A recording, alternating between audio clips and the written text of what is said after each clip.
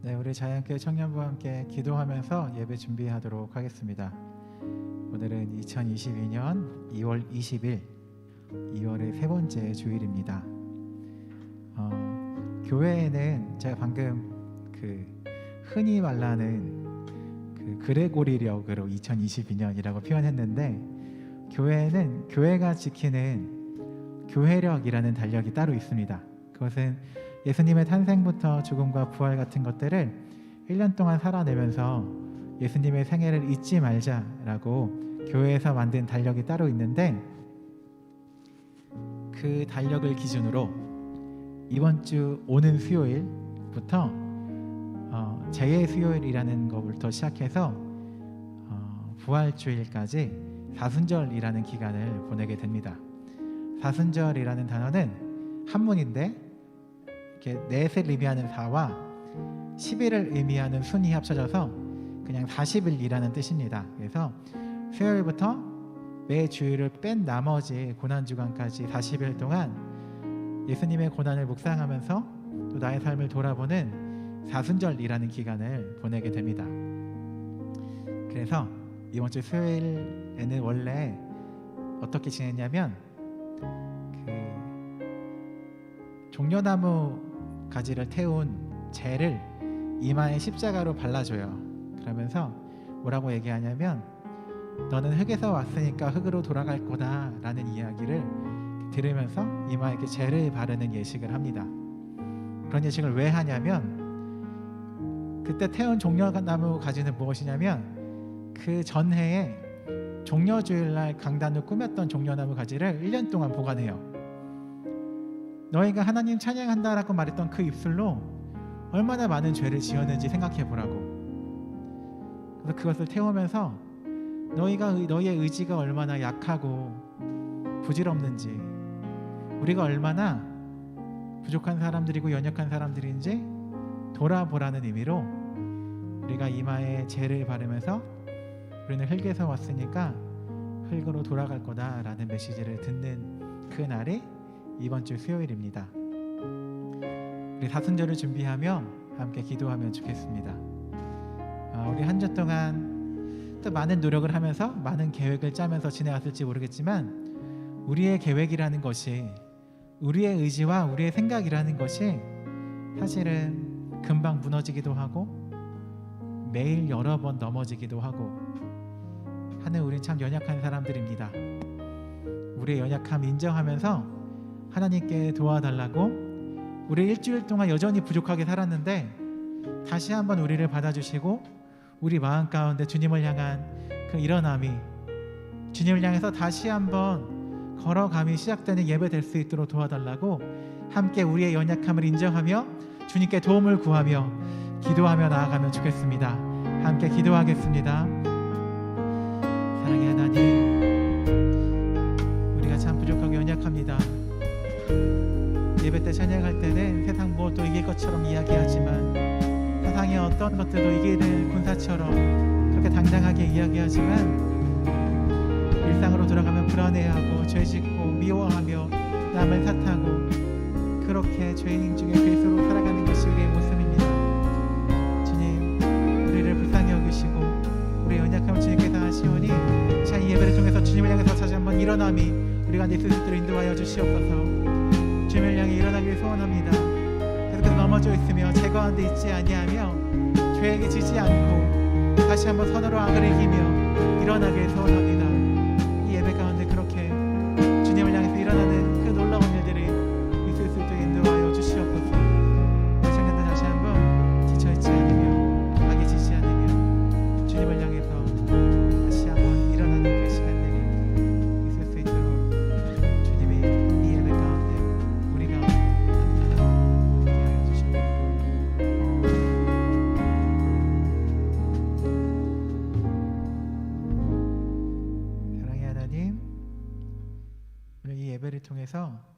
하나님을 향해서 다시 한번 일어나길 소원합니다. 악에게 지지 않으며 선으로 악을 이기며 우리가 다시 한번 주님께 나아갈 수 있도록 인도하여 주시옵소서. 예수님의 이름으로 기도드립니다. 아멘. 우리 가능하신 분들 자리에 일어나서 함께 사도신경으로 우리의 신앙을 고백하시겠습니다.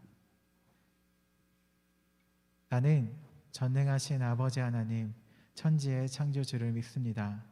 나는 그의 유일하신 아들 우리 주 예수 그리스도를 믿습니다. 그는 성령으로 잉태되어 동정녀 마리아에게서 나시고 본디오 빌라도에게 고난을 받아 십자가에 못 박혀 죽으시고 장사된 지 사흘 만에 죽은 자 가운데서 다시 살아나셨으며 하늘에 오르시어 전능하신 아버지 하나님 우편에 앉아 계시다가 거기로부터 살아있는 자와 죽은 자를 심판하러 오십니다. 나는 성령을 믿으며 거룩한 공교회와 성도의 교제와 죄를 용서받는 것과 몸의 부활과 영생을 믿습니다. 아멘.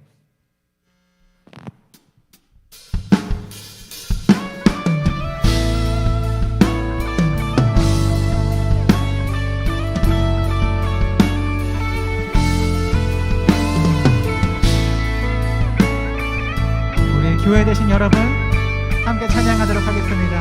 교회여 일어나라. 일어나라. 주께서 부르시니 두려움과 실패 내려놓고 교회여 일어나라. 네, 교회여 일어나라. 교회여 일어나라. 주님이 우리를 보내십니다.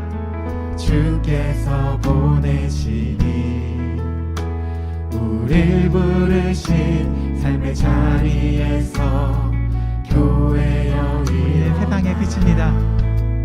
우린 세상의 빛 어둠을 밝히는 하나님의 편지 주를 나타내는 주의 교회를 통해 우릴 통해 세상이 주를 보리라. 네. 일어나라 아버지 사랑으로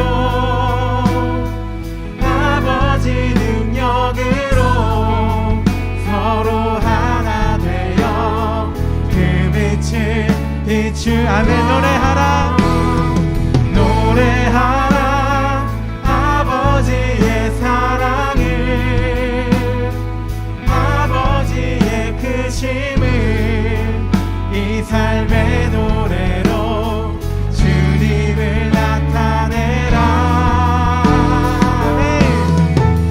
일어나라.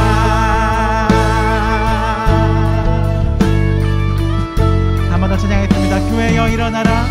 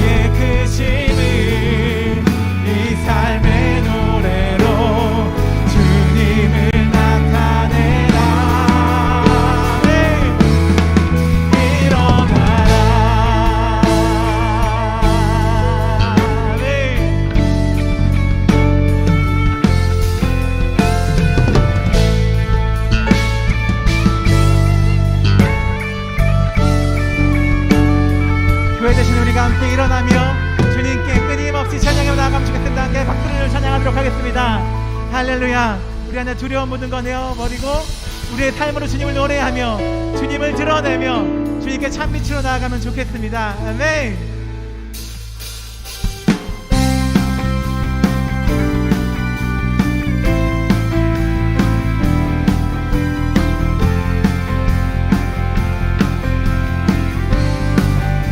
거리마다 기쁨으로 거리마다 기쁨으로 춤을 추게 하시고 우리가 기도할 때 주의 백성 기도할 때 이 땅 회복하소서 십자가 앞에 행할 때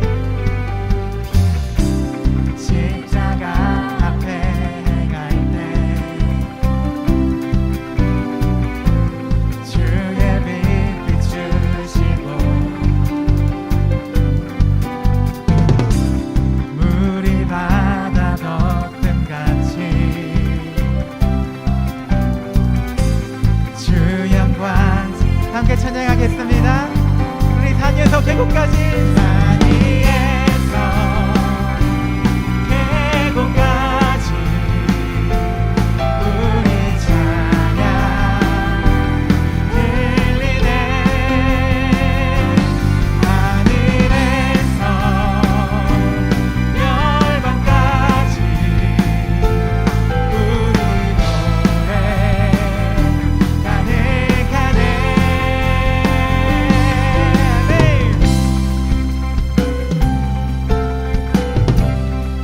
더 2절 가사를 찬양하실까요? 십자가 앞에 십자가 앞에 행할 때 주의 빛 비추시고 물이 바다 덮음같이 주 영광 채우소서.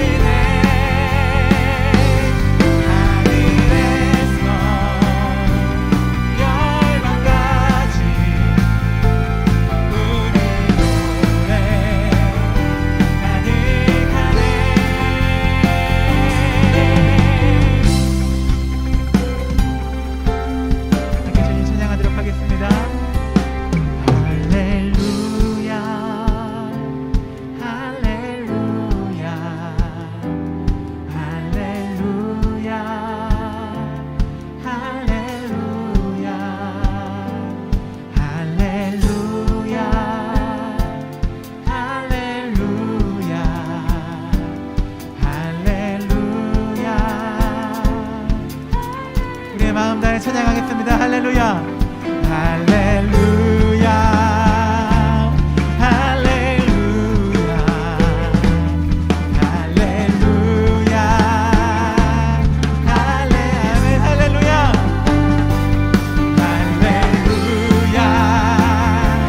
할렐루야 할렐루야.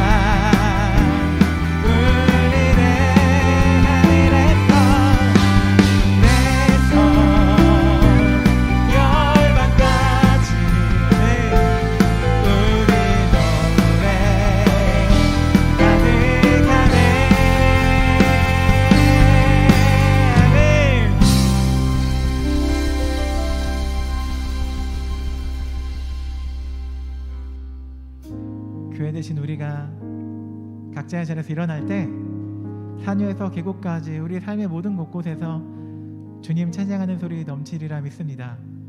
우리 그것을 위해서 이 예배에서 아름다운 하나님을 발견하며 우리 속에서 기꺼이 찬양하는 그 찬양이 흘러나오면 좋겠습니다.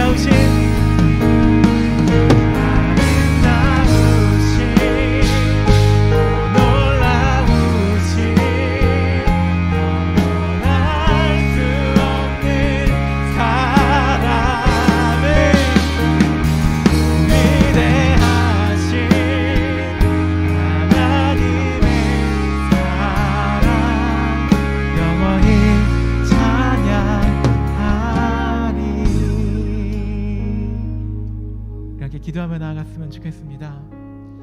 그 아름다우신 사랑은 삶으로 이 땅에 오신 사랑입니다. 하늘에서 힘내라고 말씀만 하신 분이 아니라 직접 이 땅에 몸으로 오신 그 사랑을 우리가 아름답다 고백했습니다. 그렇기 때문에 우리의 찬양도 우리의 삶을 들여 찬양해야 합니다. 그것이 영적 예배라고 성경에 쓰여 있습니다. 함께 기도하실 때에 우리가 한 주 동안 죄악 가운데 살았다면 다시 한번 우리의 삶을 들여서 악에게 지지 않으며 선한 것들로 내 삶 채울 수 있도록 인도해 달라고, 주일의 예배에서만 이렇게 찬양하는 것이 아니라 내 삶이 온전히 변화될 수 있는 시간 될 수 있도록 도와달라고 함께 기도하며 나아가면 좋겠습니다. 함께 기도하겠습니다. 사랑의 하나님, 시간 가운데 함께하여 주시옵소서. 우리가 시간 이틀로만 찬양하지 않게 도와주시고 우리의 마음이, 우리의 삶이, 우리의 전 존재가 주님으로 변화되는 시간 될 수 있도록 인도하여 주시옵소서. 아무런 변화 없이 나오지 않게 도와주시고 우리 삶 가운데 변화가 있을 수 있도록 인도하여 주시옵소서. 우리 모두의 삶 가운데 주님을 찬양하는 것만, 그 시간만 늘어나는 것이 아니라 우리 삶을 통해서 우리 존재가 살아되기 원합니다. 이 예배를 통해서 우리의 모든 것들이 변화되길 원합니다. 우리 삶을 주님을 찬양할 수 있도록, 삶을 주님께 인도할 수 있도록 인도하여 주시옵소서.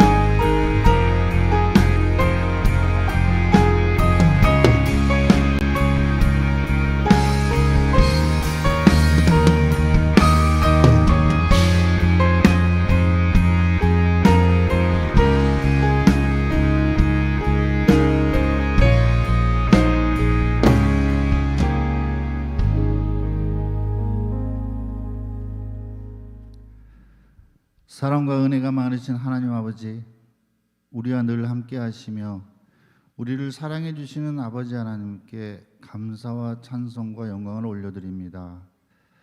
우리를 세상 많은 사람들 가운데서 특별히 하나님의 자녀로 선택하여 주시고 거룩하고 복된 하나님의 전에서 신령과 진정으로 예배를 드릴 수 있게 하여 주심에 감사드립니다. 지난 한 주 동안 여러 모양과 형편 속에서 저희를 보호해 주신 그 크신 하나님의 은혜에 감사드립니다. 그러나 지난 한 주간의 삶을 되돌아볼 때 주님 앞에 죄스러운 일로 가득 차 있음을 고백하지 않을 수 없습니다. 하나님의 크신 사랑과 은총 속에 있는 저희들이지만 하나님 보시기에는 부족함이 너무나 많은 저희들입니다. 자비와 사랑이 많으신 아버지 하나님, 그리스도께서 흘려주신 십자가의 보혈을 의지하여 이 시간 다시 한번 주님 앞에 머리 숙였사오니 저희들이 세상 속에서 지은 모든 죄를 회개하옵고 용서하여 주시옵길 간절히 기도드립니다. 그리하여 예배 마치고 성전을 떠나 세상 속으로 다시 나아갈 때 진실로 죄에서 떠나 살 수 있도록, 또한 하나님 기뻐하시는 하루하루의 삶이 되도록 늘 보살펴 주시옵소서. 또한 이 자리를 사모하였으나 여러 가지 형편으로 참석지 못한 여러 형제 자매들이 있습니다. 그들의 형편과 고통을 함께하여 주시옵고 동일한 은혜로 베풀어 주시옵소서. 자연교회 청년부를 사랑하여 주셔서 늘 감사와 찬양이 넘쳐나게 하소서. 주님과 함께하는 생명 공동체인 우리 자연교회 청년부의 비전이 2022년 올해도 주님 뜻대로 모두 이루어지게 하시고 이웃과 세상 속에 주의 복음을 전하며 그들과 함께 하나님의 은혜를 누리는 귀한 축복을 우리 모두에게 허락하여 주시옵소서. 안타깝게도 코로나로 인해 저희 청년부 지체들이 많이 흩어지고 있는데 다시 불같은 성령의 힘으로 옛 모습을 찾기를 간절히 원합니다. 이제 새 학기가 또 시작되고 있습니다. 새로운 청년 지체들을 더 많이 자연교회로 인도하여 주시옵소서. 주님 앞에서 더 많은 젊은 지체들이 자연교회로 인도되어 영혼사랑의 물길이 쉼없이 이어져 자연교회를 통하여 대학 캠퍼스 복음화가 불꽃같이 더욱 강하게 일어나게 하여 주시옵소서. 자연교회 청년부가 캠퍼스 전도와 선교의 중심이 되는 중요한 역할을 담당하게 하시옵소서. 아버지 하나님, 이 시간 솔라 그라시아라는 제목으로 말씀을 전해주실 우리 김성민 목사님을 통해서 주님이 부어주시는 생명의 말씀이 생명의 생수가 되게 하여 주시고 은혜로운 시간들만 가득 채워주시며 성령님께서 함께하여 주셔서 말씀을 듣는 저희들이 거친 세상에 나가더라도 오늘 주신 말씀을 통해서 흔들림 없는 한 주를 또 이겨나갈 수 있도록 보호하여 주시옵소서. 또한 아름다운 찬양으로 하나님께 영광을 올리는 우리 주사랑 사랑팀을 교육하여 주시고 영육간의 강건함을 허락하여 주시옵소서.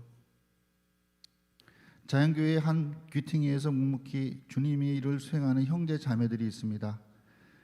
교회학교 공동체에서 또한 열심으로 봉사하는 지체들도 있습니다. 그들 또한 기억하여 주시옵소서. 아버지 하나님, 지금 우리나라가 많은 어려움 속에 있는데 이러한 어려움 속에서 또 새로운 대통령을 선출하는 선거가 곧 다가옵니다.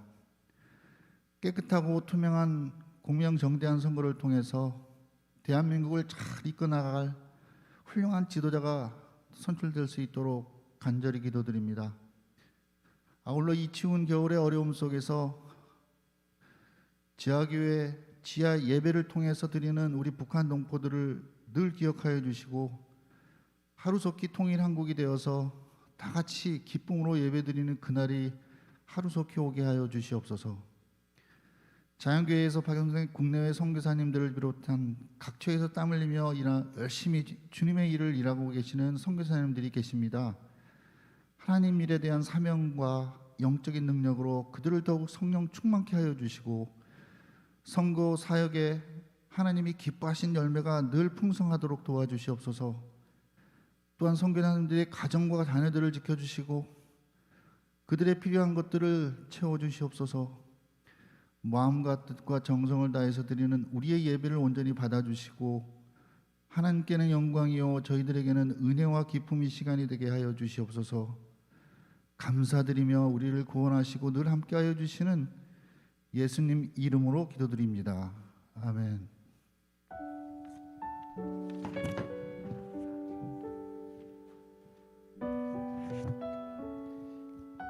네, 우리 자양교회에 오신 모든 성도님들 또 청년부 지체들 또 환영합니다.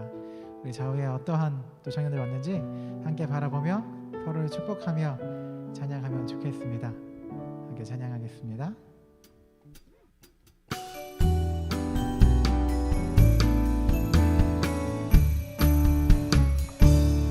당신의 모습 속에 주의 소망이 있네. 당신의 모습 속에 주의 사랑이 있네.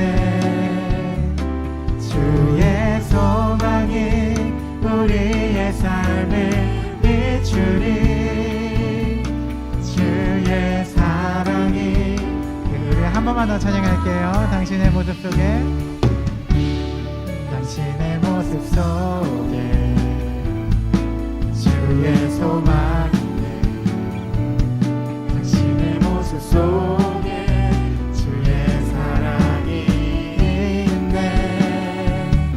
주의 소망이 우리의 삶을 비추니 주의 사랑이 그 안에 거하니. 네, 오신 분을 환영합니다. 네, 우리 예배 안내해 드리도록 하겠습니다. 네, 우리 자양교회 예배 혹시 오셔서 등록하고 싶으신 분들 계시면 나가면서 저를 만나 주시거나 또 오늘 처음 나오셔서 교회에 대한 소개를 받고 싶으신 분들도 나가시면서 저에게 말씀해 주시면 되겠습니다. 네, 예배 안내입니다. 오랫동안 말씀드렸는데 저희 자양교회는 사회적 거리두기 종교소셜 순칙을 준수하여서 드려지고 있습니다. 온라인과 오프라인 동시에 진행되고 있고요. 혹시 현장에 와서 예배 드리고 싶으신 분들도 저희가 수용 인원의 30% 안에서 안전하게 예배 드리고 있으니까 잘 이렇게 오시고 싶으신 분들이 오시거나 걱정되시는 분들은 온라인으로 함께 참여해 주시면 좋겠습니다. 네, 모임 안내입니다. 제1공동체 교육관 7층, 공간공동 교육관 5층이고요. 각 공동체별로 거리두기 지침에 따라서 온라인과 오프라인 병행해서 사랑방 진행되고 있습니다. 아리공동체 오늘 모임 없는데 다음 광고 넘겨주세요. 다음 주일부터 사랑방 공개된다고 합니다. 사랑방을 명단을 적어서 특별히 이번에 사랑방 좀 고민하고 있는 지체들 아리공동체에 있다고 들었는데 특별히 그 고민을 줄여주기 위해서 학기제로 운영한다고 합니다. 그래서 일단 4월부터 6월까지만 진행하니까 1년은 좀 빡센 거 아닌가라는 청년들이 있다면 이번에 학기제로 4개월만 진행되니까 부담 없이 참여해 주시고요. 그것을 참여하기 위해서 아리공동체 단톡방에 들어와 주셔야 합니다. 주변의 임원들, 리더들에게 문의해 주시면 좋겠습니다. 네, 저희 겨울 수련회 이번 주 토요일 날 진행됩니다. 교육관 7층에서 진행되고요. 저녁 7시부터 2시간 정도 진행되는데 성경책 로마서를 쭉 같이 읽는 시간으로 삼으려고 해요. 성경 보면 많은 기독교 성인들이 깜짝이야. 많은 기독교 성인들이 내가 로마서를 보고 삶이 변화되었다라는 사람이 있고 로마서를 읽으면서 천국에 들어가는 문을 열게 되었다라고 어거스틴, 루터 등등의 사람들이 얘기했다라고 해서 얼마나 위대한 성경인지 한번 읽어보려고 합니다. 그런데 핸드폰으로 보면 또 저희가 또 이렇게 감이 없으니까 성경책 꼭 가져와 주시고 성경책 없으신 분들은 임원들한테 미리 얘기해서 여분을 준비할 수 있도록 해주시면 좋을 것 같습니다. 이번 주 토요일 저녁 7시에 함께 듣거나 혹은 영상으로도 함께 진행하도록 하겠습니다. 저희 디나미스 모집한다고 합니다. 디나미스 보이시는 것처럼 연습 시간이 주일 오전에 있고 오후 연습은 지금 코로나로 잠시 중단되어 있다라고 합니다. 우리 유튜브에 박제되지만 우리 예찬이가 전화번호를 이렇게 박아줬습니다. 저기 전화번호로 관심 있으신 분들은 문의해 주시면 좋을 것 같습니다. 네. 혹시 아까 그건 영상이었나요? 네, 영상 잠깐 보시도록 하겠습니다. 올겨울 현자학대, 드리학대, 세기학대, 올겨울 찬양학대, 사랑학대, 디나 어때? 찬양할 때 디나 어때? 사랑할 때 디나 어때? 찬양도 돼? 교제도 돼! 찬양할 때 디나 어때? 여러분, 디나미스로 오세요!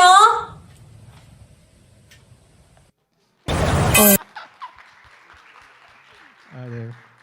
보통 영상 끝나고 박수 잘 안 하는데 오늘 박수 하도록 하겠습니다. 네, 함께 기도 제목 뒤에 보내주시면 될 것 같아요. 우리 여러 가지로 사회적으로 질병으로 또한 전쟁의 위기로 또 사회가 많이 어려운 것 같습니다. 그런 것들에 관심 갖는 청년부 되면 좋겠고요. 어떠한 내용을 기도하자라고 말하는 건 좀 조심스럽지만 관심 가지며 이 땅의 평화와 이 땅의 안녕을 위해서 기도하는 청년부 되면 좋겠습니다. 그리고 주변에 있는 지체들 요즘에 또 졸업과 이직 등으로 또 이렇게 입학 같은 것들로 분주한 청년들 많이 있는데 우리 지체들을 위해서 함께 기도하는 청년부 되면 좋겠습니다. 오늘 함께 말씀 받도록 하겠습니다. 오늘 우리에게 주시는 말씀은 구약성경 출애굽기 34장 5절부터 7절까지 말씀입니다. 패절 말씀이니까 제가 한 절, 여러분이 한 절, 마지막 절 같이 읽도록 하겠습니다. 제가 먼저 출애굽기 34장 5절 읽도록 하겠습니다. 여호와께서 구름 가운데 강림하사 그와 함께 거기 서서 여호와의 이름을 선포하실세 여호와께서 그의 앞으로 지나시며 선포하시되 여호와라 여호와라 자비롭고 은혜롭고 노하기를 더디하고 인자와 진실이 많은 하나님. 함께 읽겠습니다. 인자를 천대까지 베풀며 악과 가실과 죄를 용서하리라. 그러나 벌을 면제하지는 아니시고 아버지의 악행을 자손 3, 4대까지 보응하리라. 아멘.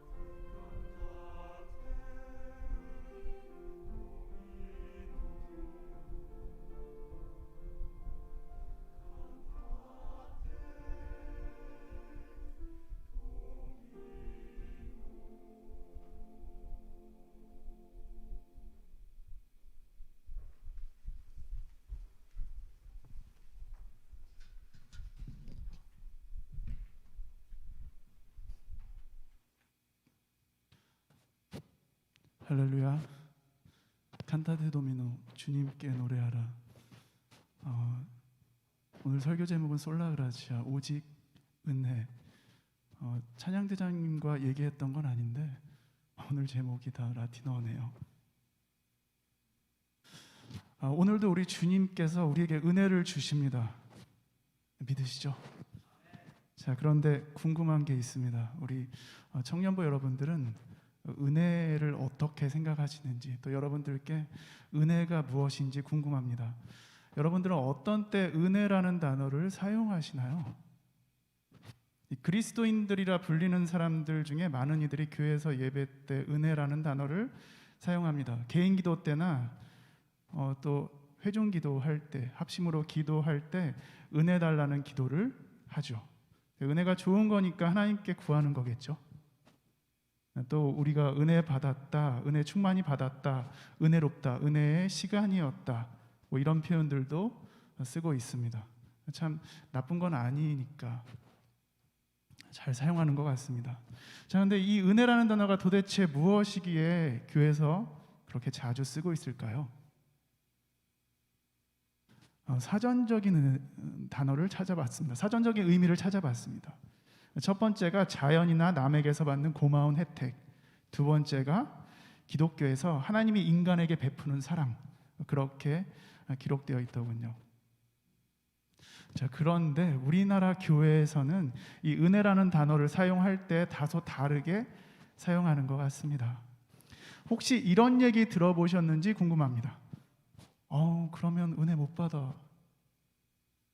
자, 여러분, 오늘 수련의 마지막 날인데 오늘 은혜 못 받으면 어떻게 하려고 그래요?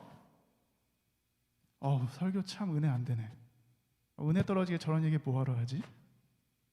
여기는 은혜 안 돼서 교회 옮기려고요. 제가 옮기려는 교회 목사님 설교 들어봤는데 은혜롭더라고요. 찬양팀 오늘 수고 많았어요. 오늘 은혜 받았어요?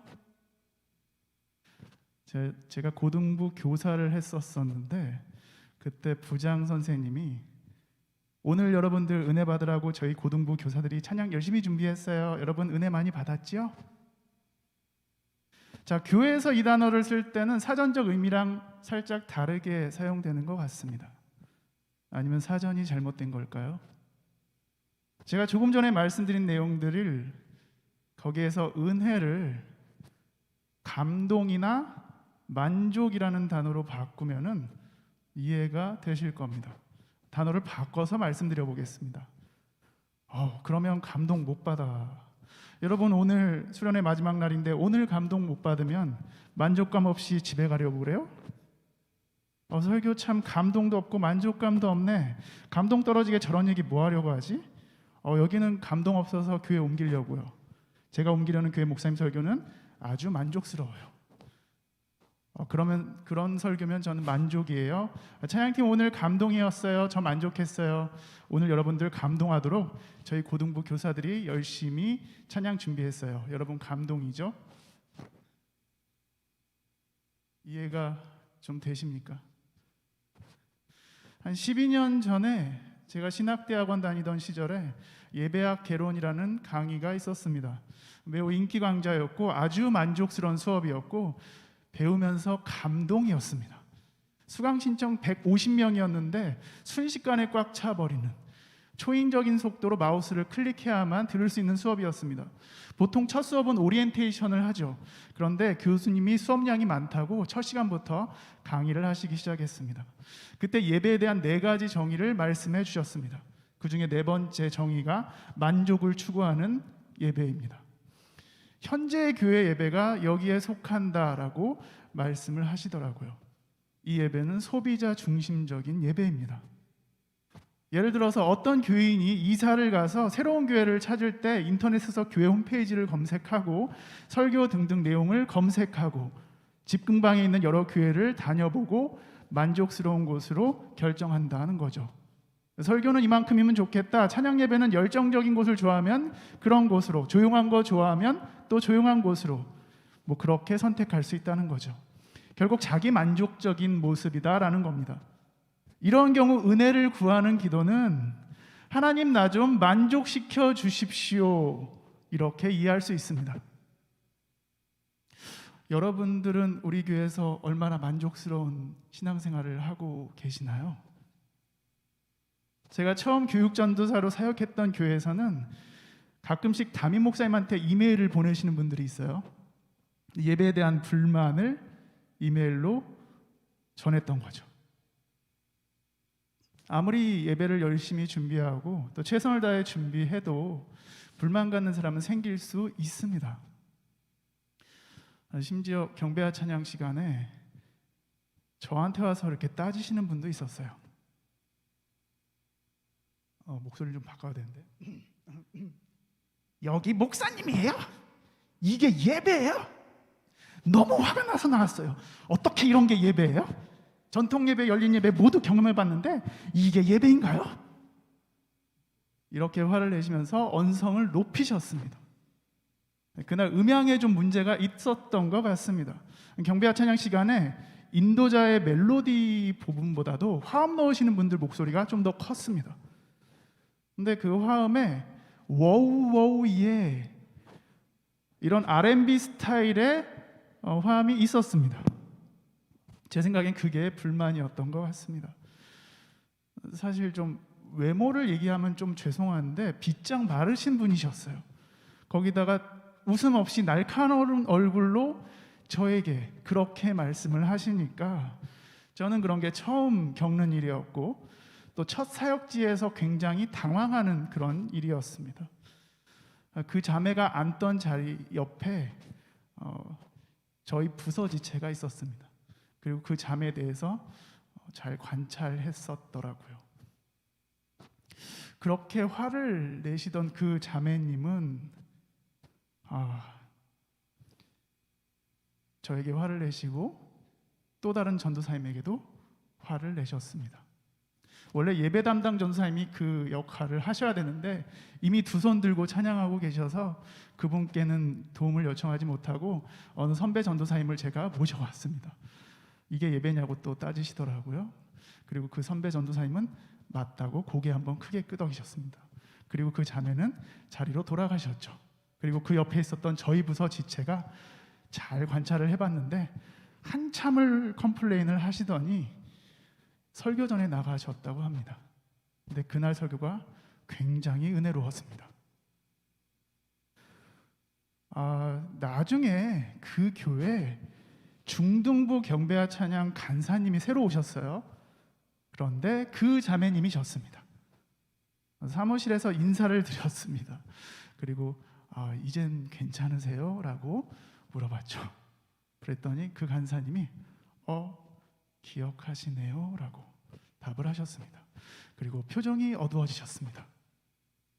교역자가 뭐 복수하기 좀 그렇잖아요. 그렇게 소소한 걸로 좀 갚아드렸는데 뭐 나름 만족했습니다. 저는. 그런데 오늘 말씀을 준비하면서 그때 일을 다시 한번 돌아봤습니다. 어쩌면 그 자매님은 예배 때 은혜 받고 싶어요 라고 말하고 싶었던 것은 아니었을까. 나 갈급해요, 갈증 나요, 예배 잘 드리고 싶어요, 그렇게 말하고 싶었던 것은 아니었을까. 그런 마음이 들었습니다. 오늘 본문 출애굽기 34장에는 모세가 돌판 2개를 다시 만들어서 여호와 하나님께 율법의 말씀을 다시 받기 위해서 시내산에 올라간 상황이 기록되어 있습니다. 하나님께서 모세에게 직접 나타나셔서 말씀하십니다. 제가 세번역 성경을 읽어드리겠습니다. 그때 주님께서 구름에 쌓여 내려오셔서 그와 함께 거기에 서서 거룩한 이름 주를 선포하셨다. 주님께서 모세 앞으로 지나가시면서 선포하셨다. 나 주는 자비롭고 은혜로우며 노하기를 더디하고 한결같은 사랑과 진실이 풍성한 하나님이다. 수천 대에 이르기까지 한결같은 사랑을 베풀며 악과 허물과 죄를 용서하는 하나님이다. 그러나 나는 죄를 벌하지 않은 채 그냥 넘기지는 아니한다. 아버지가 죄를 지으면 본인에게뿐만 아니라 3, 4대 자손에게까지 벌을 내린다. 본문에서 하나님은 스스로 자비롭고 은혜롭고 화를 늦게 내시고 사랑과 진실이 풍성하시다고 말씀하십니다. 죄보다도 복의 분량이 굉장히 커요. 적어도 1000배가 넘습니다. 그러니까 아무리 벌을 내리신다고 해도 벌보다는 복이 정말 큰 것이 사실입니다. 이 말씀만 봐도 이 은혜라는 단어가 하나님의 성품 또는 속성과 직접 연관이 있다, 이것을 알 수 있죠. 하나님께서 이 말씀을 하시기 전에 일어났던 사건은 출애굽기 32장의 금송아지 사건입니다. 출애굽 전부터 하나님께서 권능과 보호하심을 보여주셨죠. 그렇게 이스라엘은 놀라운 하나님의 사랑을 경험했습니다. 그럼에도 불구하고 이 영도자 모세가 자리를 비운 사이에 금송아지를 만듭니다. 그 금송아지에게 예배하고 제물을 바치고 이 금송아지가 우리를 애굽에서 인도한 신이다라고까지 얘기합니다. 그런 망언을 일삼는 이스라엘에게 하나님께서는 진멸하고 싶으셨습니다. 그때 모세가 바짝 엎드려서 중보기도합니다. 하나님 이들을 살려주십시오. 하나님께서는 그 기도를 들어주십니다. 또다시 이스라엘은 하나님께 은혜를 입은 거죠.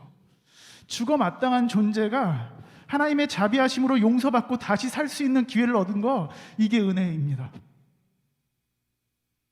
자, 그리고 하나님께서 오늘 본문 말씀을 하실 때 모세에게 직접 나타나셔서 모세 앞으로 지나가셨습니다. 이 출애굽기 33장 22절에서 23절을 보면 하나님께서 모세 앞을 지나실 때 손으로 모세를 덮었다가 손을 거두실 것인데 얼굴은 볼 수 없고 등을 볼 거다라는 말씀이 있습니다. 죄인인 인간이 거룩하신 하나님의 영광을 직접 보면 죽습니다. 위대한 영도자 모세조차도 하나님 앞에서는 죄인인 거죠. 하나님께서는 모세를 살리시기 위해서 친히 당신의 손으로 덮으시고 죽지 않게 해주셨습니다. 하나님을 직접 대면한다는 것이 얼마나 큰 두려움인지. 선지자 이사야는 만군의 여호와 하나님을 뵙고 이렇게 말했습니다. 큰일 났다. 망했다. 나는 입술이 더러운데 이 입술이 더러운 백성들과 함께 있으면서 왕 중의 왕이신 하나님을 보았다. 그 하나님을 만나면서 살고 있는 우리들은 은혜를 받은 사람들입니다.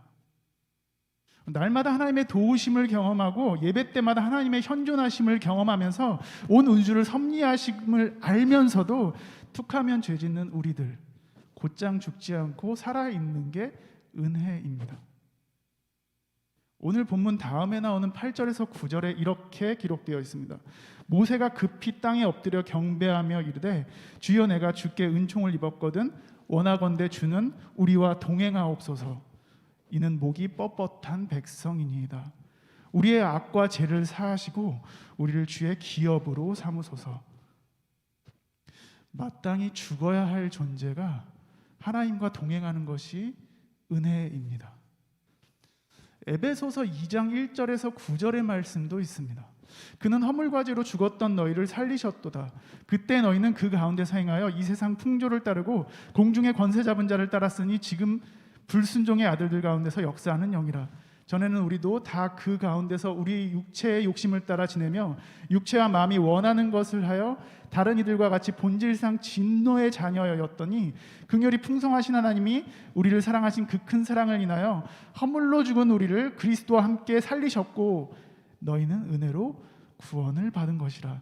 또 함께 일으키사 그리스도 예수 안에서 함께 하늘에 앉히시니 이는 그리스도 예수 안에서 우리에게 자비하심으로써 그 은혜의 지극히 풍성함을 오는 여러 세대에 나타내려 하심이라.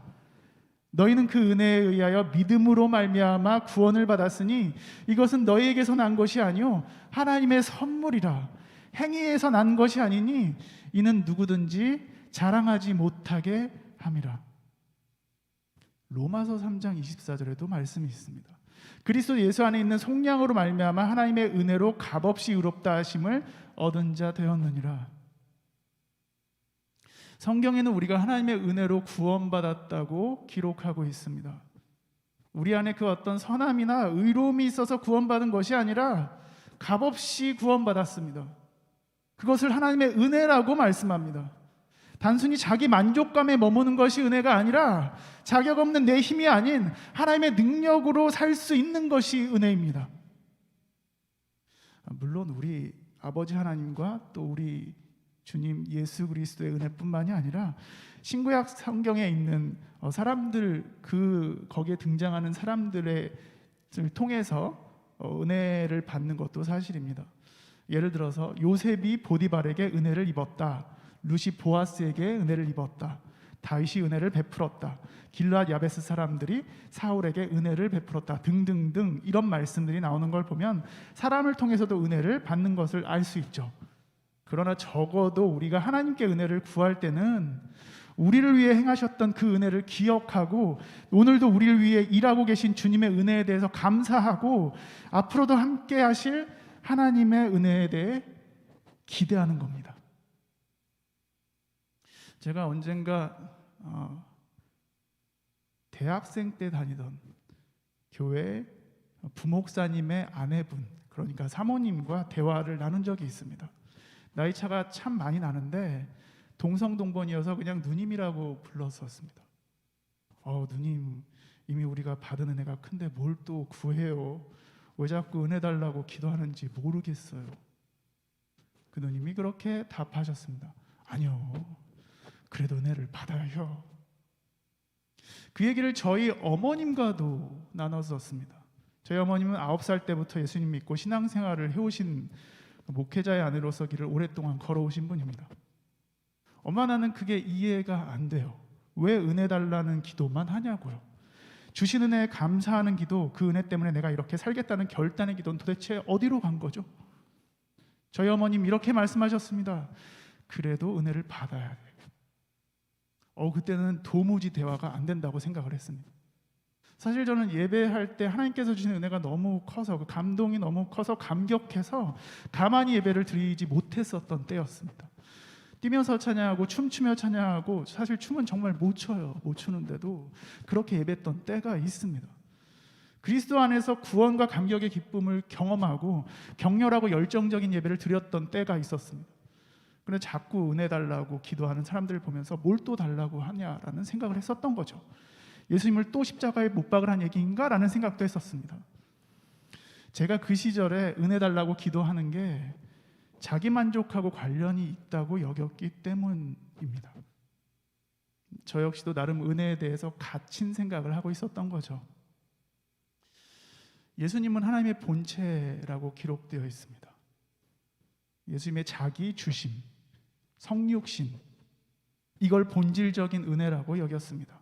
맞죠? 맞는데 예수님으로 인해서 죄인인 인간이 구원받은 것이야말로 은혜, 이게 맞는데, 그리고 예배는 그 은혜로 인한 감사와 찬양과 경배를 하나님께 올려드리는 것이다, 그게 예배다, 그래요, 맞는데, 그러다가 어느 날 저도 이렇게 기도하기 시작했습니다.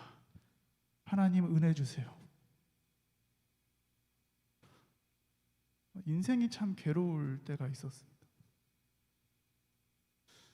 그렇게 열정적인 예배를 드렸었던 제가 예배를 드려도 드린 것 같지 않았을 때가 있었습니다. 목사님 설교가 귀에 안 들어와요. 듣기가 너무 힘들었습니다. 어느 날은 피곤해서 예배 때 계속 졸았습니다. 여러분, 졸다가 침 흘려 보신 적 있으세요? 저는 여기까지 내려온 적이 있어요. 그렇게 예배가 끝나기도 했었습니다. 힘든 시절에 예배 시간에 하나님께 은혜 달라고 매달렸습니다. 주님, 저 죽겠습니다. 살 소망이 없습니다. 저 좀 살려주십시오. 도와주십시오. 은혜 없이는 못 살겠습니다. 그런 심정으로. 고난으로 인해서 삶에 대한 소망이 없을 때 하나님께서 쓰러진 우리를 다시 일으켜주시고 우리에게 살 힘을 주시는 거, 그것도 은혜입니다. 우리를 다시 살리신 예수님을 통해서 지금도 우리와 함께 계셔서 우리에게 말씀하시는 성령 하나님, 매일의 삶 속에서 그분을 만나는 거, 그리고 누리는 거, 그것 또한 은혜입니다. 언젠가 한 지체를 신방한 적이 있습니다. 그 형제는 교회에서 쓰는 단어를 참 불편해했습니다. 그 중에서 왜 기도 시간에 자꾸 은혜 달라고 하는지 자기는 모르겠다 하더군요. 대화해 보니까 그 형제는 모든 종교를 동일선상에다 놓고 기독교의 배타성을 비판했습니다. 불교와 천주교, 이슬람교 등등 타종교가 지금까지 남아있다면 결코 터무니없지 않다, 이렇게 주장하는 형제였습니다. 동시에 기독교가 안티들에게 욕먹는 것을 또 마음 아파하던 형제였습니다. 자세히 얘기해 보니까 예수님과의 인격적인 만남이 없는 형제, 예수님을 나와 인류의 구원자이심을 믿지도 않는 사람이었습니다. 그저 오랫동안 부모님 때문에 교회를 다녔었던 거지 길과 진리와 생명이신 예수님을 경험하지 못했던 사람이었습니다. 그 형제한테 이렇게 얘기했습니다. 요즘 교회에서 은혜 달라는 기도가 나를 만족시켜 달라는 말로 이해될 수 있다. 그래, 차라리 하나님 저 좀 만족시켜 주세요, 감동시켜 주세요, 제 마음이 메말랐어요, 눈물이 말랐어요 라고 기도하는 게 더 솔직하다. 그러나 인생이 너무 힘들고 고달파서 하나님 안 도와주시면 죽을 것 같고 하나님 없이는 한순간도 못 살겠다는 말로 이해하면 안 되겠니? 그렇게도 말해 주었습니다. 여러분, 오늘도 하나님께 은혜를 받으셨습니까? 죽을 수밖에 없는 죄인이 또는 우리 중에 삶의 소망을 잃고 너무 힘들어서 또는 말할 수 없는 아픔을 경험하고 하나님께 은혜 달라고 구해보신 적은 없으신죠?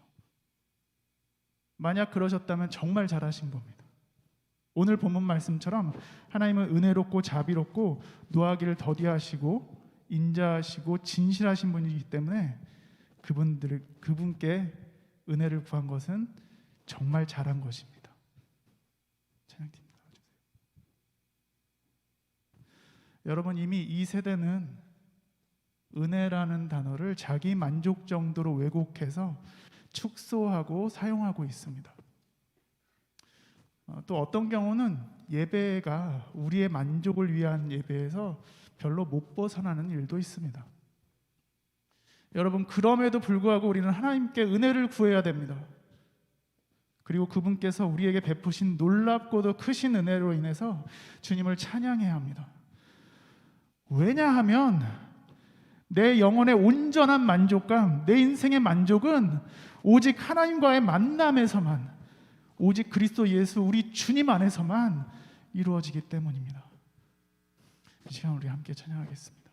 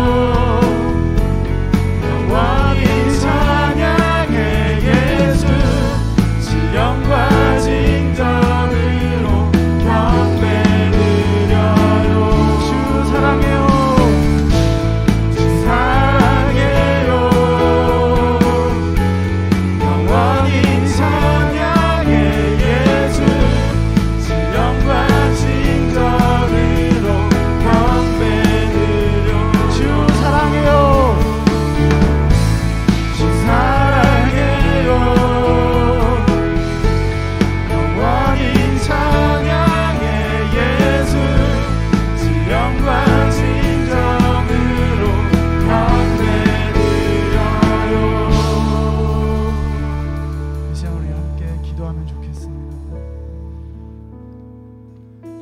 하나님, 우리에게 은혜를 주십시오. 그리고 이미 주신 은혜를 우리가 기억하길 원합니다. 우리에게 생명 주신 그 은혜, 하나님, 우리가 날마다 기억하게 해주십시오. 우리의 삶의 자리에서 그 은혜 잊지 않게 해주십시오. 그리고 우리를 향하신 주님의 사랑이 오늘도 내일도 계속된다는 거, 하나님, 내가 그거 감사하길 원합니다. 내가 감사를 잊지 않게 해주십시오. 그리고 우리 주님을 더 신뢰하게 해주십시오. 하나님, 우리 지체들 중에 그 누구도 공허한 마음으로 살지 않게 해주십시오. 그 마음에 주님의 은혜로 충만하게 채워주십시오. 이 시간 우리 함께 소리를 내서 함께 기도하겠습니다.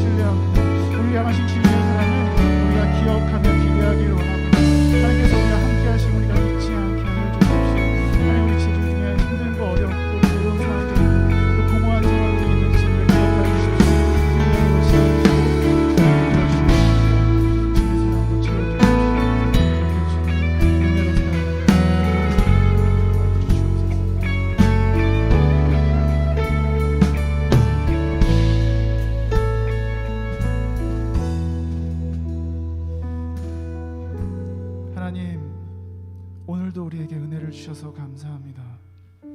우리가 오늘도 내일도 주님께 은혜를 구합니다. 주님, 살려주십시오. 차라리 죽는 게 낫겠다 생각했던 지체들이 있다면 하나님, 은혜를 가득 부어주시길 원합니다. 하나님, 공허한 마음 중에 그 어떤 것도 할 수 없어서 주저앉아 있는 지체들이 있다면 친히 주님께서 일으켜 세워주심을 경험하게 해주십시오. 주님의 마음으로 우리를 채워주시길 원합니다. 우리를 사랑하신다고 말씀하시는데 하나님, 다시 경험하고 싶습니다.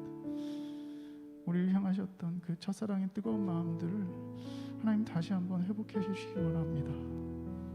우리 안에 주님께서 살아계심 우리가 잊지 않게 해주십시오. 그렇게 주님의 은혜로 살아가는 우리 모든 청년들 되길 원합니다. 감사합니다. 예수님의 이름으로 기도합니다. 아멘. 우리 그 시간 함께 일어서서 봉헌하시겠습니다.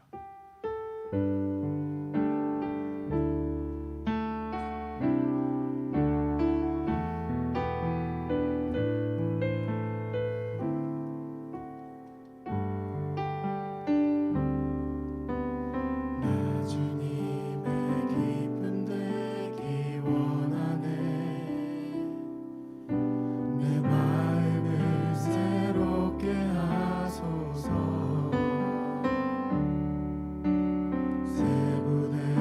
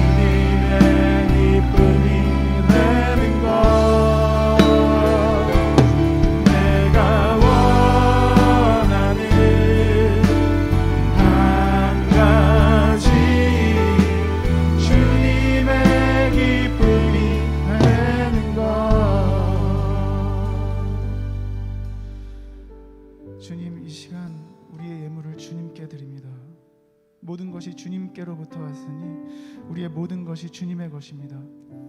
우리가 주님께 받을 때에도 우리는 주님의 것이며 우리가 주님께 드릴 때에도 우리는 주님의 것입니다. 이 시간 주님께 드리는 주일원금, 11조원금, 감사원금, 선교원금은 우리가 주님께 속해 있음을 고백하는 표시입니다. 넘치는 감사와 기쁨으로 드리는 복된 믿음을 주옵소서. 주님, 우리의 가정과 일터와 나라를 지켜주시고 우리의 삶의 자리가 견고한 생명의 땅이 되게 하시며 우리가 가는 길이 주님과 함께 걷는 복된 길이 되게 하옵소서.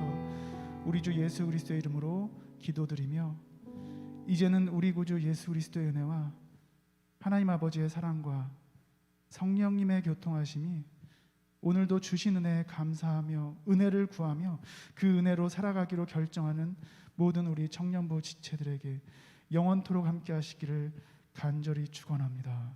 아멘.